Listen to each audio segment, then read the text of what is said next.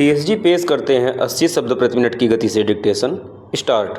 सभापति महोदय, जो लोग राजनीति में सक्रिय हैं और जो लोग राजनीति का अध्ययन, विश्लेषण तथा उस पर टिप्पणी करते हैं, उनमें आपसी संबंध वैसा ही है जैसा लेखक और उसके समीक्षक के बीच होता है।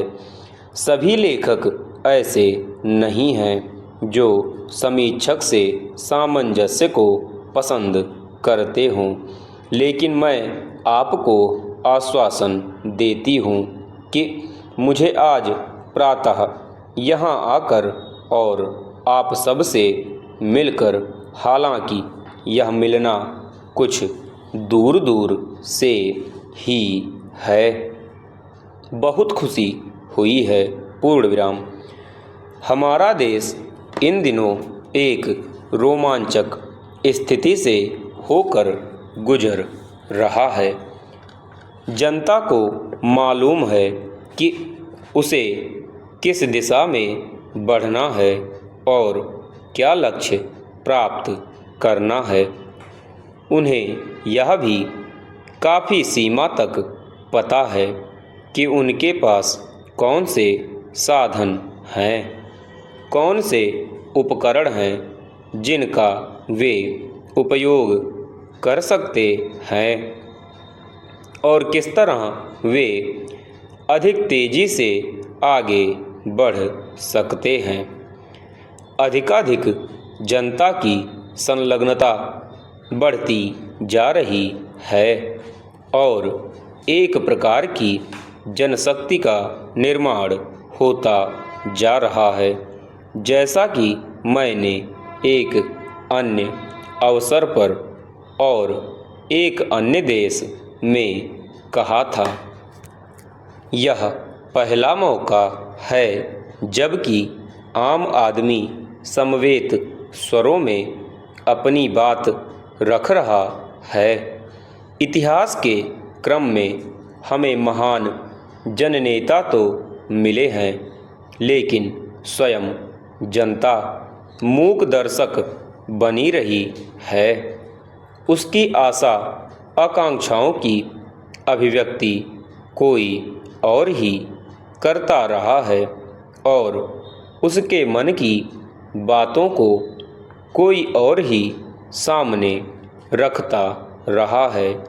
जैसा कि महात्मा गांधी ने अत्यंत सुंदरता के साथ रखा, लेकिन पहली बार यहाँ और शेष विश्व में लोग अपने महत्व का अनुभव कर रहे हैं तथा अपनी इच्छाओं को, आशंकाओं को और कठिनाइयों को स्वर दे रहे हैं। पूर्ण विराम चेंज। स्वाधीनता के लिए हमारे संघर्ष और अन्य नवस्वाधीन देशों के संघर्षों में एक अंतर यह रहा है कि महात्मा गांधी और जवाहरलाल नेहरू के नेतृत्व में हमारा आंदोलन कुछ थोड़े से पढ़े लिखे या उच्च वर्ग के लोगों तक सीमित न रहकर पूरी जनता का आंदोलन बन गया तथा साथ साथ उच्च नैतिक एवं बौद्धिक संवेदनाओं को भी अपने साथ लेकर आगे बढ़ा। भारत, जो पहले ही से एक सांस्कृतिक इकाई था, एक स्वतंत्र राजनीतिक इकाई बन गया, लेकिन यह सिलसिला केवल स्वाधीनता प्राप्ति पर ही समाप्त नहीं हो गया। हमने सदा ही अपनी स्वतंत्रता को, अपने प्रयासों को चरम परिणति न समझकर एक आरंभ माना है, जिसका उद्देश्य एक ऐसे समन्वित समाज को संवारना है, जिसमें जाति, ऊंच नीच और विशेषाधिकार के पुराने वर्गीकरण न रहें और ऐसे नए सामाजिक दायित्व तथा रिश्ते जड़ पकड़ें जिनमें सभी लोग संबद्ध हों और जिनका लाभ सबको मिले। पूर्ण विराम चेंज। स्वतंत्रता मिलने के 56 वर्ष बीत चुके हैं। इन 56 वर्षों में हमने काफ़ी दूरी तय की है। समय समय पर हम अपनी गति में तेजी लाते रहे हैं। बाहरी हमलों और अब तक के सबसे भयंकर सूखे तथा अन्य आर्थिक संकटों के बावजूद जनता में अब पहले की अपेक्षा कहीं ज़्यादा आत्मविश्वास है। चेंज। सभापति महोदय, आप अगर पढ़ना सीख जाएं तो प्रश्न उठता है कि आप क्या पढ़ेंगे। क्या इतना ही पर्याप्त है कि लोग पढ़ना सीख जाएं और वही सब पढ़ें जिसे साक्षर देशों की अधिकांश जनता पढ़ रही है? शायद यह अधिक अच्छा होगा कि हम वह सब ना पढ़ें। मैं नहीं सोचती कि साक्षरता के विकास से स्वतः हम मूल्यों को विकसित करते जाएंगे। अगर चुनाव मूल्यों को अपनाने और साक्षर बनने के बीच हो तो स्पष्ट है कि हम पहले का चुनाव करेंगे, लेकिन मैं पूरी तरह सहमत हूँ कि अगर आप दोनों को एक साथ पा सकें तो यह बहुत ज़्यादा अच्छी स्थिति होगी, क्योंकि उससे औरों के मूल्यों और विचार जगत के लिए मन की खिड़की खुल जाती है।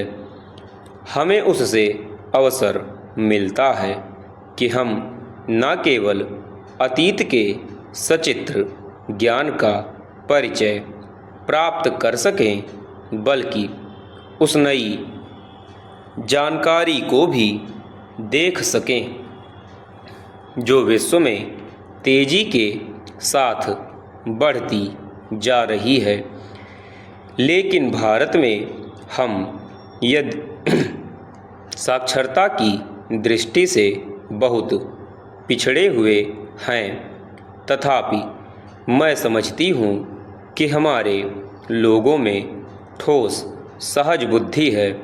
वे अपनी कठिनाइयों को, अपनी परिस्थितियों को और अपने क्षेत्र की समस्याओं को काफ़ी सूझबूझ के साथ आंक सकते हैं और ये ही गुण तब सामने आते हैं जब उन्हें कोई निर्णय लेना होता है, कोई राजनैतिक निर्णय करना होता है। राजनीतिक प्रणालियों के अंतर्गत जनता की गहन प्रतिक्रिया तब व्यक्त होती है जब लोग अपनी इच्छा को स्वतंत्र भाव से और कारगर ढंग से प्रकट कर सकें। तभी पुराने पूर्वाग्रहों और अनर्जित विशेषाधिकारों को भी पक्के तौर पर हटाया जा सकता है। यह बात नहीं है कि इस क्रम में कोई विकृति पैदा नहीं हुई है, लेकिन समान रूप से विचित्र तथ्य यह है कि वैसी स्थिति में अपने आप को सुधारने के लिए अविलंब कार्रवाई की जाती है। फिर भी जब हम अपने यहाँ के अधिकांश राजनीति शास्त्रियों की किताबें पढ़ते हैं या अखबारों और पत्रिकाओं में लेखादि पढ़ते हैं तो ऐसी स्फूर्तिदायक बातें हमें देखने को नहीं मिलती। पूर्ण विराम समाप्त।